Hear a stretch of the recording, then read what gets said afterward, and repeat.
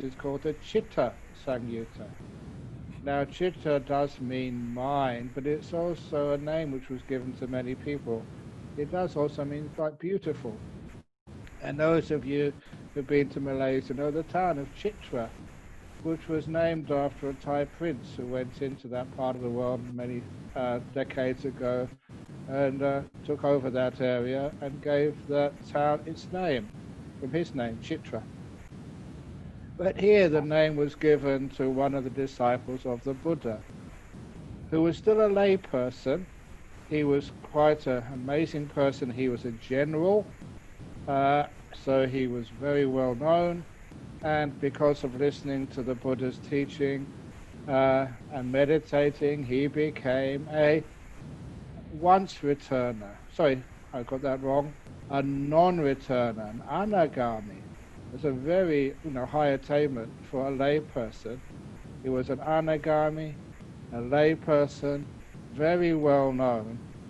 And in the three suttas in the Citta Samyutta, they're very short, which I will read out to you. The first is his encounter with this leader of the Jains. In Buddhist tradition, we call it Niganta, Nataputta, and but he became known as Mahavira. It was one of those really fascinating historical anomalies that the founders of two world religions, Buddhism and Jainism, were born at the same time, not precisely the same time. I think the Buddha was a little bit younger than the leader of the Jains, but the Buddha's area of influence was the Ganges Valley, and Nigantanataputta's area was around Nalanda, just outside of Rajagaha. So these two were just so close in time and also in space, in location. So there had to be some interactions. And this interaction, the first sutta in this group, is the interaction between the Buddha's disciple, Chitta, and the leader of the Jains, Nigantanataputta. And the reason why I chose this one to start with is that because it gives a very powerful teaching about meditation. And also it just is quite amusing as well. So let's read it out and see what happened when a Buddhist disciple met the leader of the Jains. This is the 8th sutta in the Citta Samyutta series. Now on that occasion, Niganta Nataputta had arrived at Machikasanda together with a large retinue of Nigantas. Chitta the householder heard about this, and together with a number of lay followers approached Niganta Nataputta. He exchanged greetings with Niganta Nataputta, and when they had concluded their greetings and cordial talk, sat down to one side. Niganta Nataputta then said to him, "Householder, do you have faith in the ascetic Gautama, which is how people who weren't Buddhists would refer to the Buddha? The word ascetic was samana. Do you have faith in the samana Gautama?" They don't, because Niganta Nataputta was not a Buddhist, would not call him Tathagata or anything. Do you have faith in the ascetic Gautama when he says there is a concentration, a stillness, without thought and examination? That there is a cessation of thought and examination. That's Vitakka Vichara. The answer from Chitta is, in this matter, Venerable Sir, I do not go by faith in the Blessed One when he says there is a samadhi, a stillness, a meditation without thought and examination. There's a cessation of thought and examination.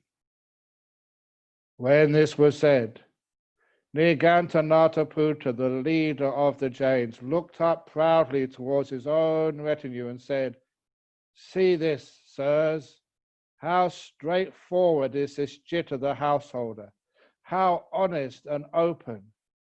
One who thinks that thought and examination with Vitakka Vichara can be stopped might imagine he could catch the wind in a net, or arrest the current of the river Ganges with his own fist. What do you think, Venerable Sir? Replied Chitta the householder. Which is superior, knowledge or faith? Knowledge, householder, is superior to faith.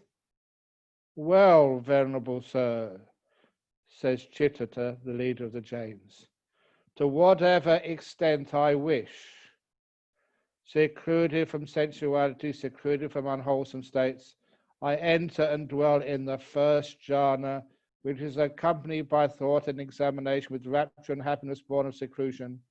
Then, to whatever extent I wish, with the subsiding of thought and examination, I enter and dwell in the second jhana.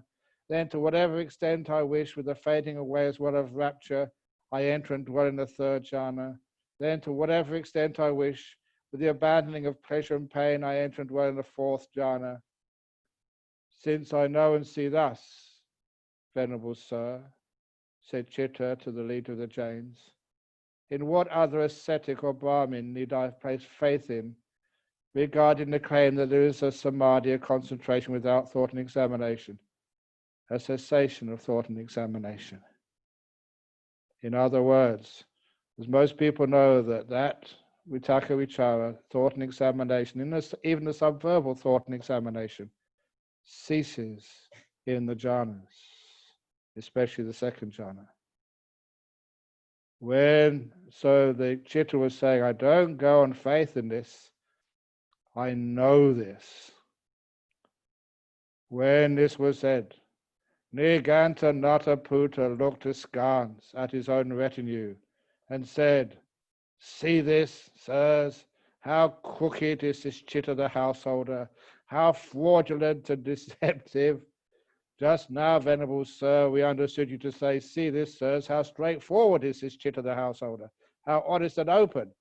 Yet now we understand you to say, see this, sirs, how crooked is this Chitta the householder, how fraudulent and deceptive. If your former statement is true, Venerable Sir, then your latter statement is false. While if your former statement is false, then your latter statement is true. Further, Venerable Sir, these 10 reasonable questions come up. When you understand their meaning, when you might respond to me along with your retinue, one question, one synopsis, one answers. Then the Chitta householder rose from his seat and departed without having even. Then Chitta the householder rose from his seat and departed without having asked Niganta Nataputa these 10 reasonable questions. So Chitta wanted to go and ask questions to the leader of the Jhanas, but the leader of the Jhanas asked one question to Niganta. So the Chitta asked one question to the leader of the Jhanas. Sorry, I got that all wrong again. I will start again. That Chitta had many questions to ask the leader of the Jhanas. Just because you're a Buddhist does not mean you can't get wisdom or ask questions from people of other religions. But Chitta went there with these 10 reasonable questions. But then the leader of the Jhanas, Mahavira, here called Niganta Nataputa, asked one of his questions about this thought and examination, vitaka vichara, and can it be stopped? Does it cease? And Chitta said, I don't believe that. And then Niganta Nataputa was so happy. He thought that could not occur, that the mind becomes so still that thought, the movement of the mind, can stop. And then he praised Chitta for agreeing with him, with the Jhanas, rather than with the Buddha, who was the person that he took refuge in. And then Chitta replied, no, I don't have faith in this. I know it from personal experience, because I can achieve those 4 jhanas. So he goes on experience that thought and examination can stop in those 4 jhanas. And then Chitta left. And the reason I mention this story, because so often that even people meditating these days, they feel that in the jhanas that thought and examination can still exist.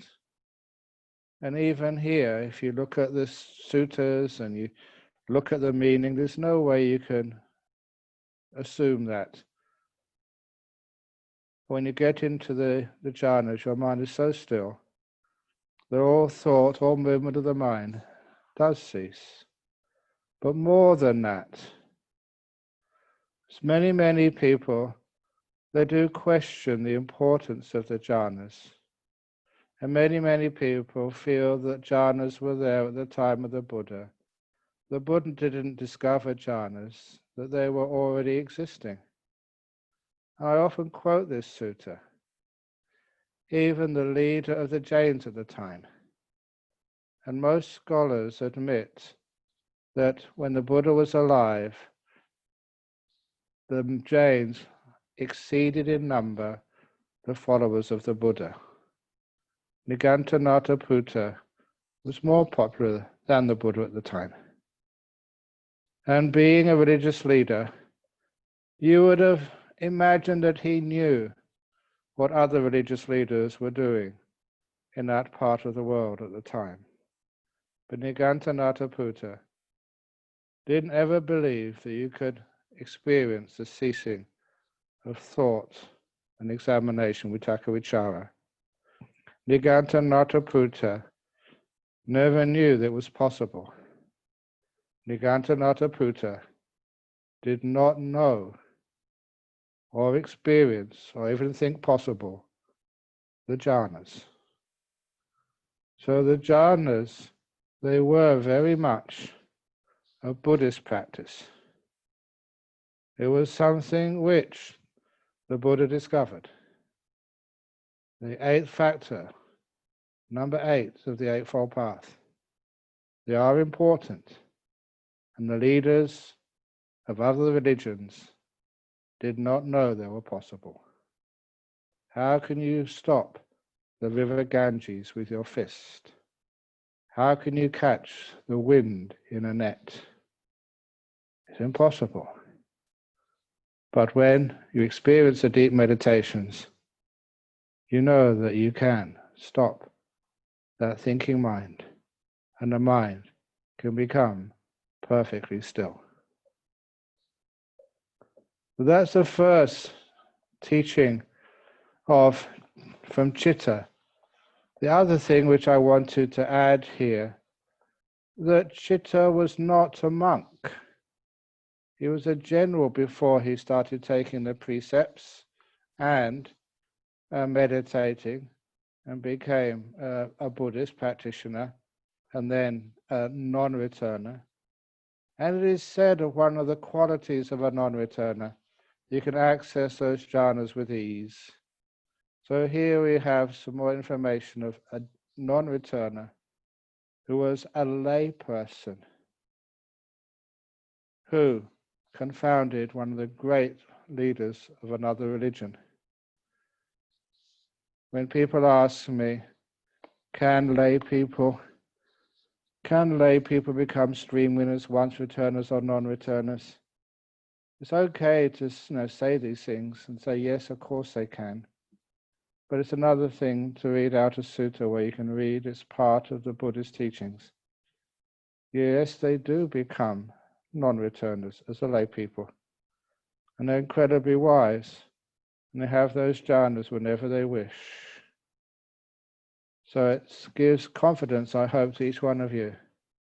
That yes, you can do this. Now, the second sutta, which I'm going to read out, is the third one in this group of suttas called Isidata. And this one, it starts to talk about a discussion between Chitta and a monk. It was a young monk, but nevertheless, this young monk was very, very wise. And it gives an example of what it is to be a stream winner and how that comes to be. And also at the very end, has a nice little ending when they, when the two of them realized they were friends of each other, that this monk who Chitta, the householder, was talking to, was an old friend who had gone forth as a monk, and they were meeting again for the first time. And the last part of the sutta is also fascinating. That when the two friends met, and then Venerable Chitta the householder, expressed his faith and delight in his friend Isidata the monk. And Isidata, as soon as he heard that, picked up his bowl and robe and left for another place. Why did he do that? So let's read out the sutta first of all, and then I can make a few suggestions at the end. Okay, where are we going? Here we go. Isidata. Then Chitta the householder approached the elder bhikkhus, the Theras, paid homage to them, sat down on one side, and said to the venerable chief elder, the Mahaka, Venerable Mahaka, there are various views that arise in this world. The world is eternal or not eternal. The world is finite or infinite. The soul and the body are the same. The soul is one thing, the body is another. The Tathagata, the Buddha, exists after death, or the Tathagata does not exist after death, or the Tathagata, when the Buddha passes away, both exists and does not exist after death, or the Tathagata neither exists nor does not exist after death. These as well as the 62 views mentioned in the Brahmajala. Now, that's the first sutta of the canon. Now, when what exists do these views come to be, and when what is non-existent do these views not come to be. This is called the wrong view. And please know that sometimes some people in your community, some say that our teacher, the one we have faith in, exists, but your Buddha is dead, he's gone. And that is not true, because that is a wrong view, and it says so here. The view that Tathagata does not exist after death, or does exist after death. And I love telling people that what you're saying is refuted in the Buddhist texts. But anyway, that's another story. Here, it points out to why do these, what the Buddha says, wrong views, why do they come to be? And when this was asked by Chitta the householder, the venerable chief monk was silent. A second time and a third time Chitta the householder asked the same question. And a second time and a third time the venerable chief elder was silent. Now on that occasion, the venerable Isidata was the most junior monk in that sangha.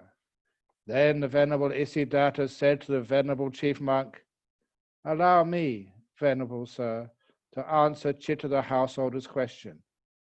"Answer it, friend Isidata," said the most senior monk.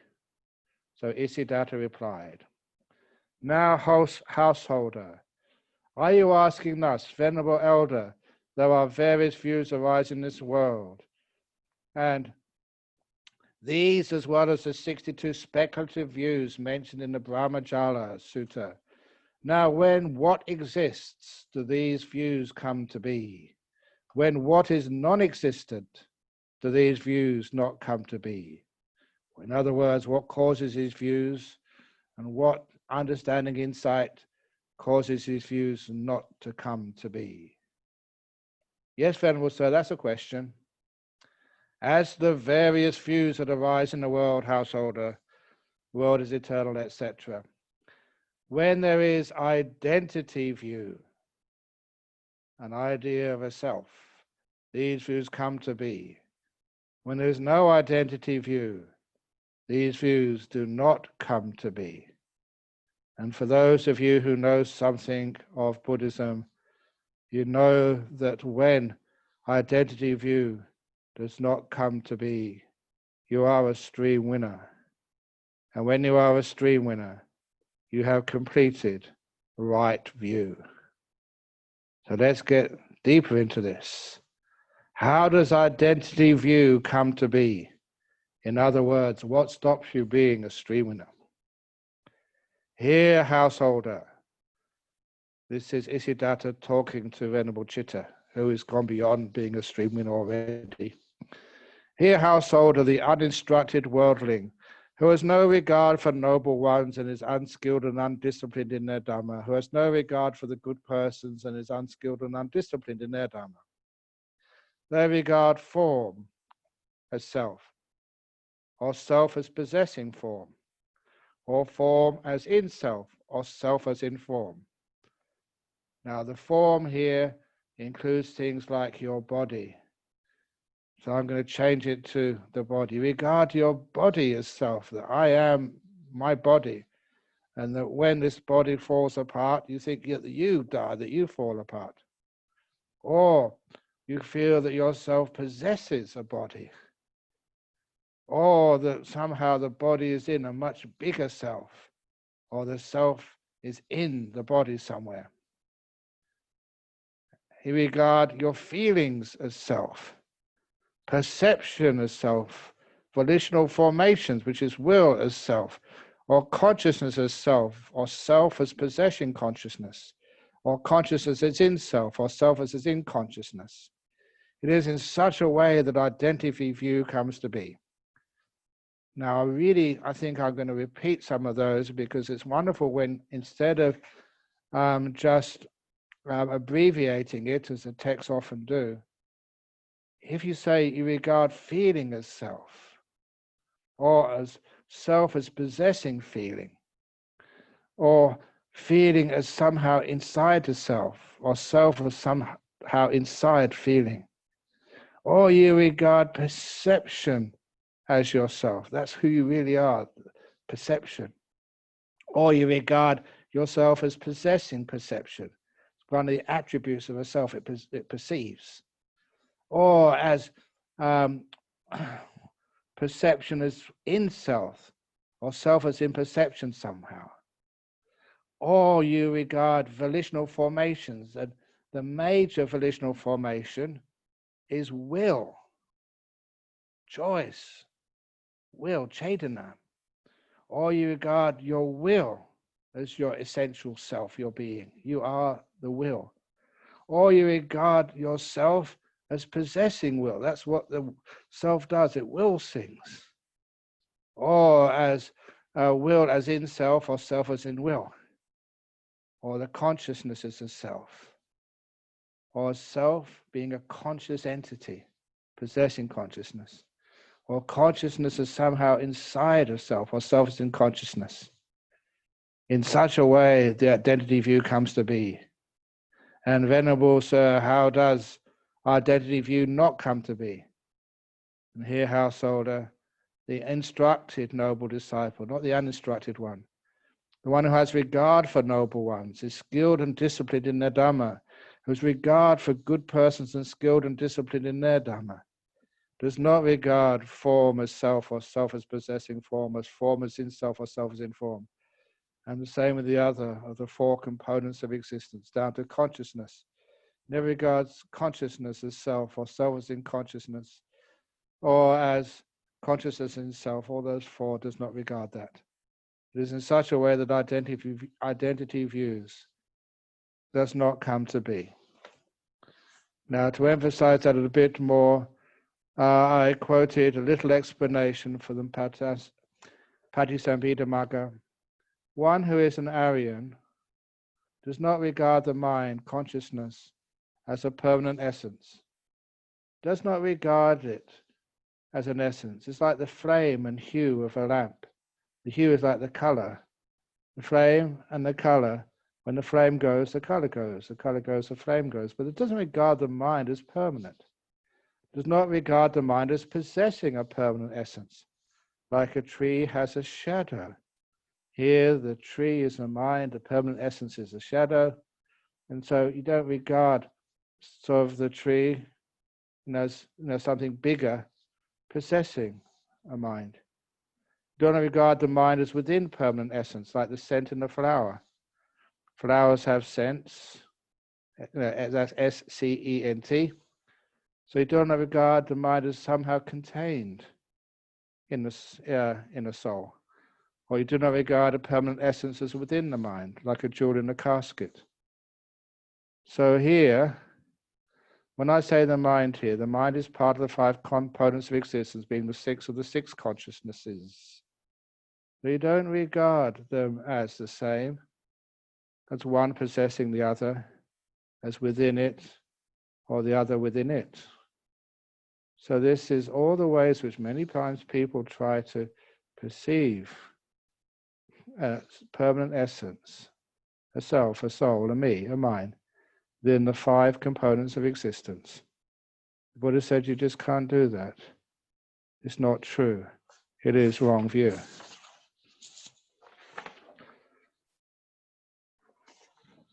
And Chitta, the householder, was very happy with that description and said, "Venerable Sir, where does Master Isidata come from?"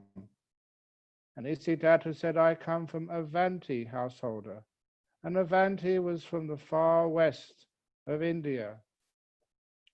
And there is, Venerable Sir, a clansman from Avanti named Isidata, an unseen friend of ours who has gone forth. Has the Venerable One ever met him? Yes, householder. Where is the Venerable One now dwelling, Venerable Sir? When this was said, the Venerable Isidata was silent. Is the Master Isidata? Yes, householder.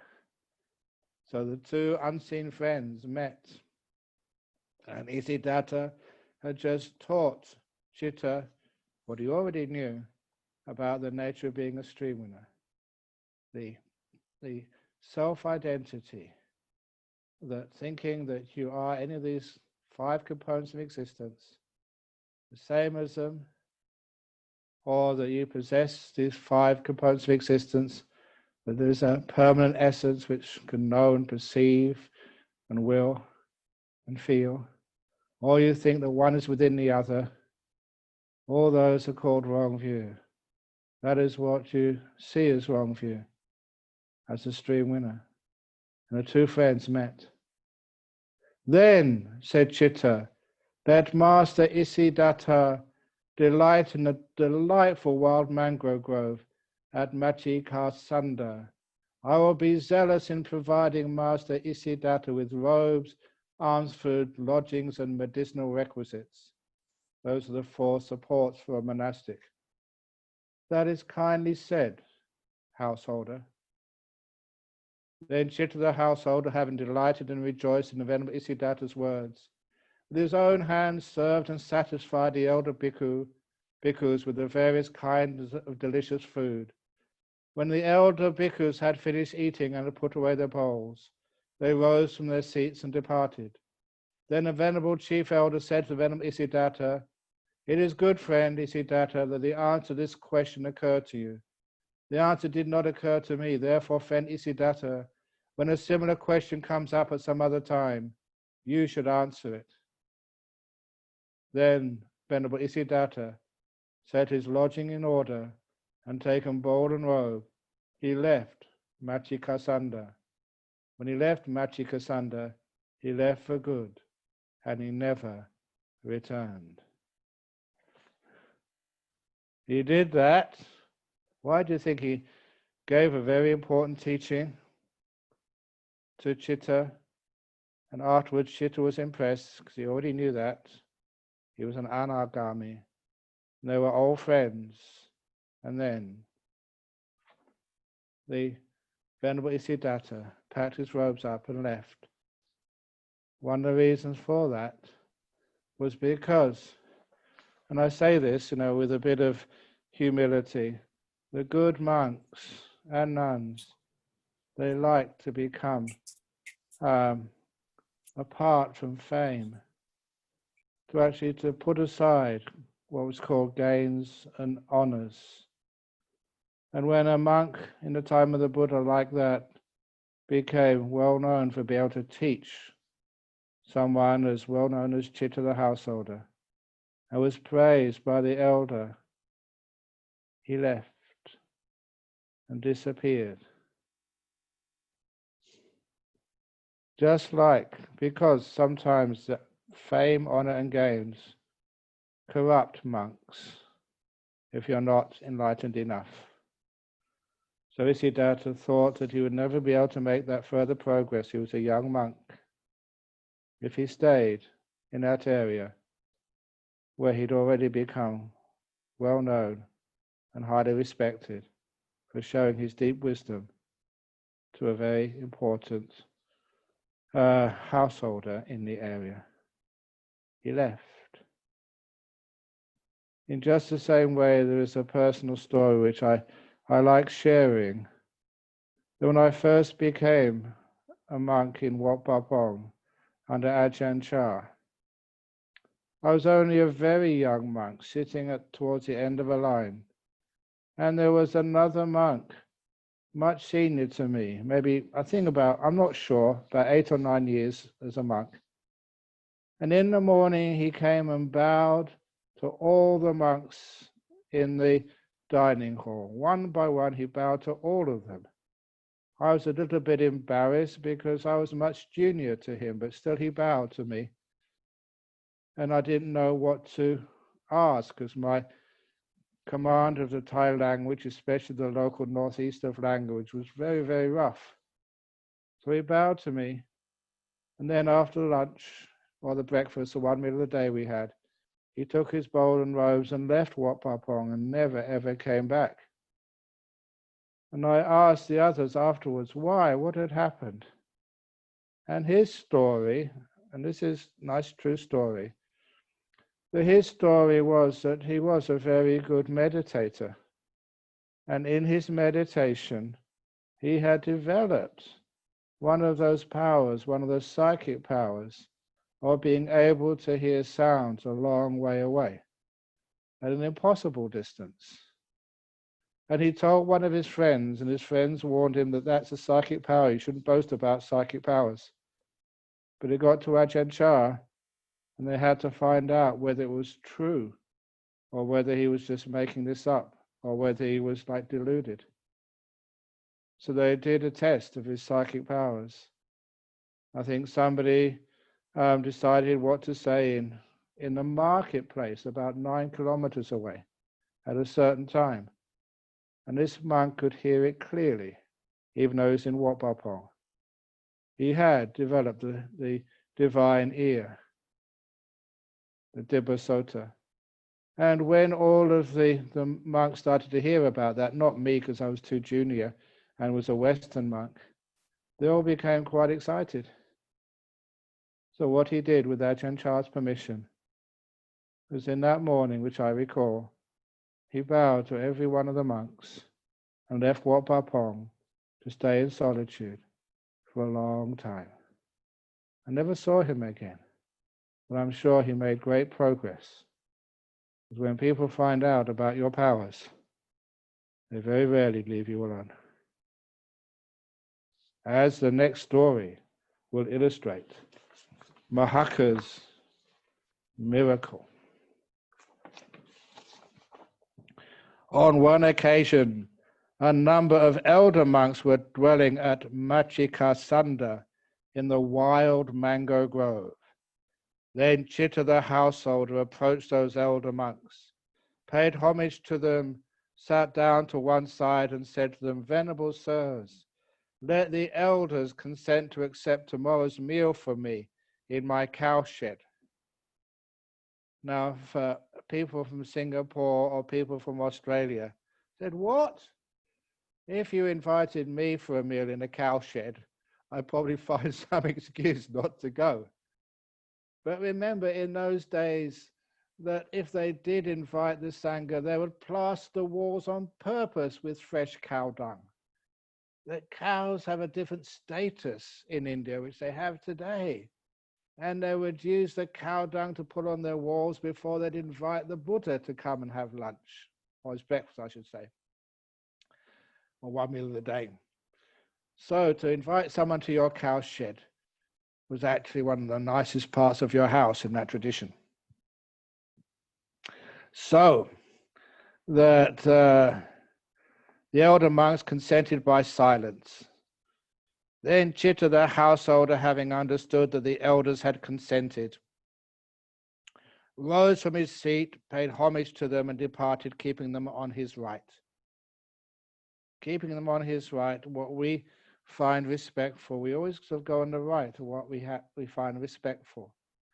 That's called the circumambulation. When you go around a stupa or something which is important to you, you always keep the object of worship to your right. And you go around 3 times clockwise. And that's even, I remember seeing this with my own eyes on several occasions. Sometimes when Ajahn Brahm was alive, you'd see a helicopter from the Thai army. They were going somewhere, but they passed over Wat Pah, and they would do 3 circuits, keeping Ajahn Chah's hut to their right. Now, from the air, you could see them going round 3 times as an act of worship to Ajahn Chah. Anyway, he rose from his seat, paid homage to them, departed, keeping them on his right. When the night had passed, in the morning, the elder monks dressed, took their bowls and outer robes, and went to the cowshed of Chitta the householder. There they sat down on the appointed seats. Then Chitta the householder, with his own hand, served and satisfied the elder monks with delicious milk rice made with ghee. When the elder monks had finished eating and had put away their bowls, they rose from their seats and departed. Then Chitta the household, having said, "Give away the remainder," followed close behind the elder monks. Now on that occasion, the heat was sweltering, and the elders went along as if their bodies were melting because of the food they had eaten. Rich food on a hot day, even the elders were melting. And I know that feeling. Now on that occasion, the Venerable Mahaka was the most junior monk in that Sangha. Then the Venerable Mahaka said to the Venerable Chief Elder, "It would be good, Venerable Elder, if a cool wind would blow, and a canopy of clouds would form, and the sky would drizzle." "That would be good, friend." Then the Venerable Mahaka performed such a feat of spiritual power, a psychic power, that a cool wind blew, and a canopy of clouds formed, and the sky drizzled.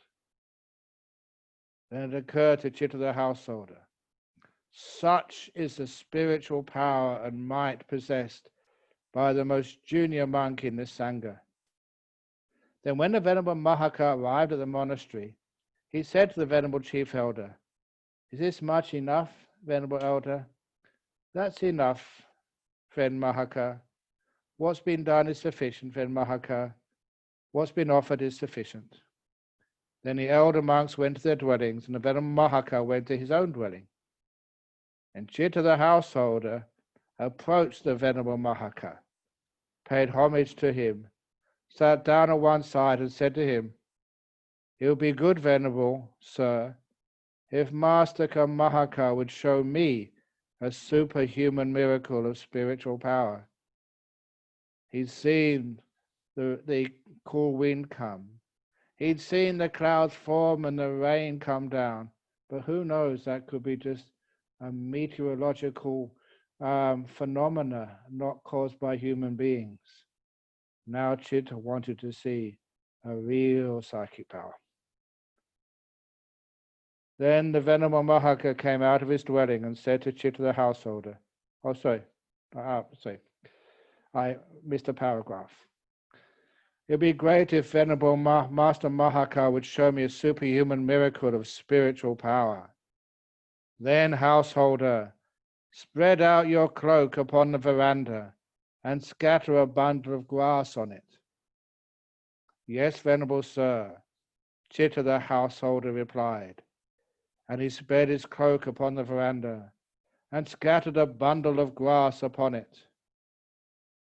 Then, when Venerable Mahaka had entered his dwelling and shut the bolt, Venerable Mahaka performed a feat of spiritual power, such that a flame shot through the keyhole and the chink of the door, and burnt the grass, but not the cloak. Chitta the householder shook out his cloak and stood to one side, shocked and terrified, even though he was a non-returner. Then the Venerable Mahaka came out of his dwelling and said to Chitta the householder, "Is this much enough?" Householder, "That's enough, Venerable Mahaka, that's enough. What's been done is sufficient, Venerable Mahaka. What's been done is sufficient. Let Master Mahaka delight in the delightful wild mango grove at Machi Kasanda. I'll be zealous in providing Master Mahaka with robes, arms, food, lodgings, and medical requisites." "That is kindly said, householder." Then the Venerable Mahaka set his lodging in order, and taking bowl and robe, he left Machi Kasanda. When he left Machi Kasanda, he left for good and never returned. So, would you like me to show you a psychic power? If I did, then I would leave, never to return, never to teach Bodhiyana Singapore ever again. That's one of the reasons why. Because sometimes if you show a psychic power, that's what people want to see next time. They're not so interested in the Dhamma. They just want to see the fantastic phenomena. So that's one of the reasons why these psychic powers and stuff we keep quiet and don't demonstrate them. Otherwise, you will never see me again. Da da da. So I hope you enjoyed those suttas. Sometimes when I teach from the suttas, I like to give a broad description of what's said in the sutta from many different places. That's from the Samyutta Nikaya, the Chitta Samyutta.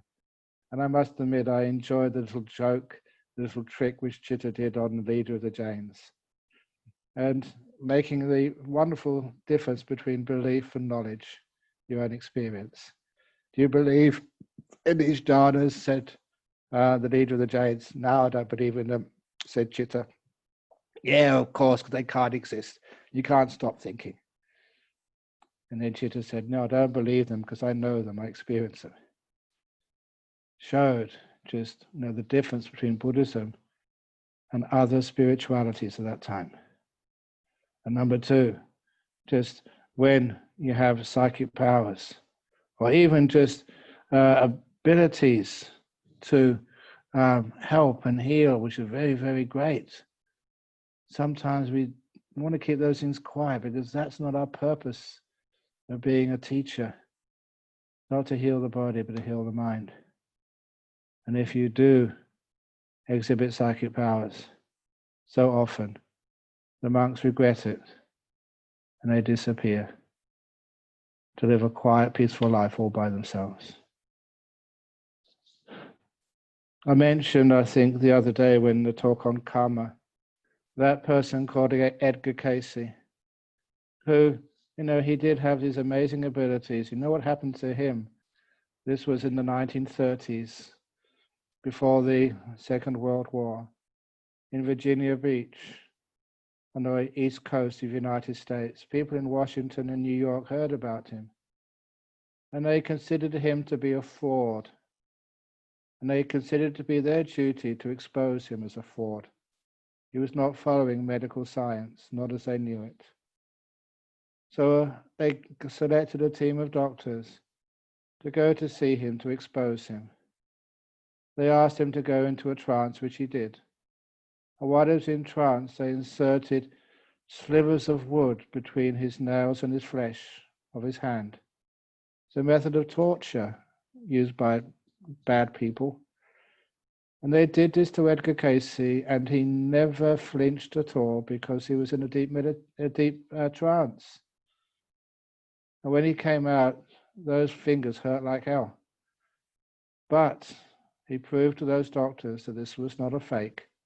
No human being would be able to endure such pain, and he had, and the doctors saw that. And so they thanked him, and they went back to say that this was not fake, this was real. But you know what happened in the scientific communities of Washington and New York? They didn't believe those 3 or 4 doctors. They said, "Oh, you've been hypnotized, or you've been tricked. It can't be true." So another team of doctors went down. They did the same experiment, and they too found out it was true. Then another team of doctors. It was such unacceptable to the scientific community that after sending down 6 or 7 teams of doctors who did the same torture while this man was under his trance, and they all were convinced at the time, then he said no more, because his poor hands got very badly infected and very sore for a long time. And why is it that if there is a psychic power, that some people were convinced to try and disprove it? And sometimes that's very painful for the owner of that psychic power. And one of the reasons that we don't talk about those things is because of the burden to prove them to everybody afterwards. You may prove them to a couple of people, but that's not enough. People come and test you out to prove it again. And anyway, it's not the purpose of being a monk or a meditator to have psychic powers. They do exist, and sometimes you experience them. But if they do exist and you do experience them, please keep them quiet. If other people get to know about them, then it's a lot of excesses business. That's one of the reasons why those monks left. Put their bowl and robe on their backs, and they left their monastery, not telling anyone. Maybe that monk told Ajahn Chah where he was going, but Ajahn Chah would not tell anyone where that amazing monk had gone. So those are little stories, about some of the other features of monastic life.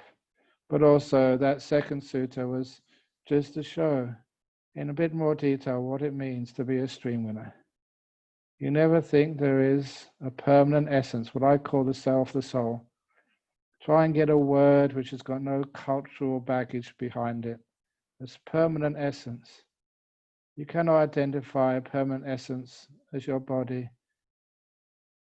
as feeling, as perception, as will, or as any one of the consciousnesses, even the sixth consciousness, the mind. None of those is your permanent essence. And your mind is not within the permanent essence. And the permanent essence is not within the mind.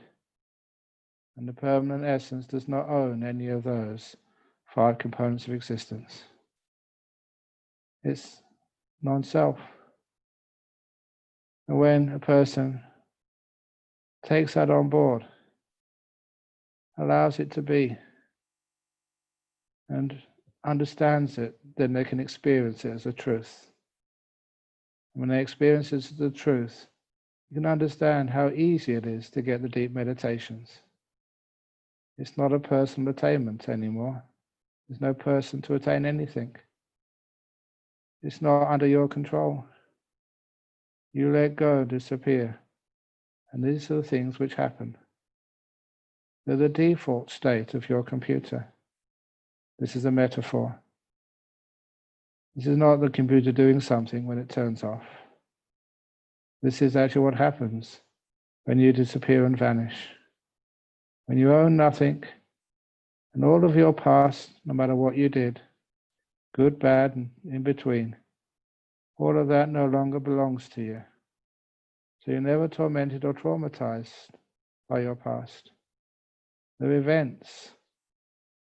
that no longer belong to you, and no fear of the future. Future cannot harm you. That's a stream winner. So anyway, may each one of you one day experience those things, but if you do get psychic powers, shh, keep them quiet, keep them secret.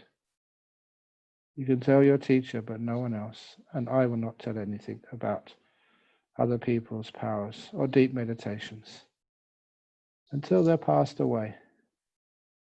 When they're passed away, it's like they're safe.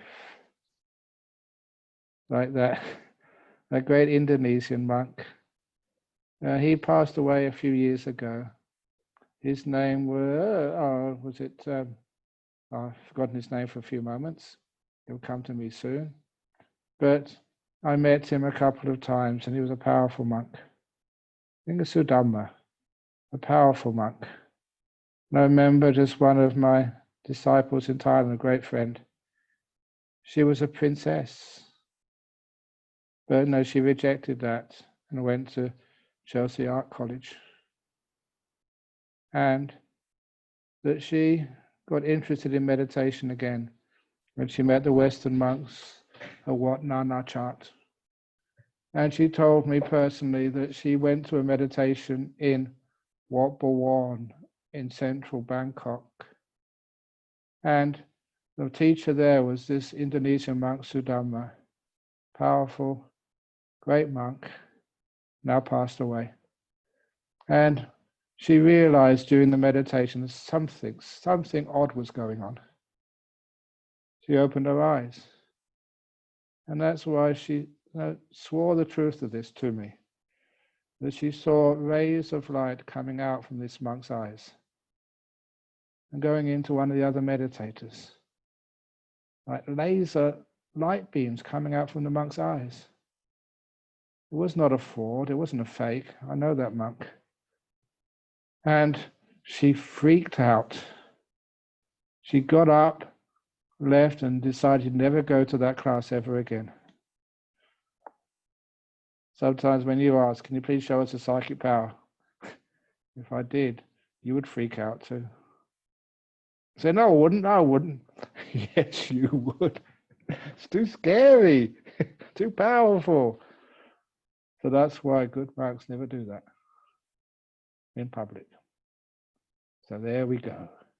I hope you enjoyed a special end of the rains retreat Sutta class on psychic powers. Okay, very good.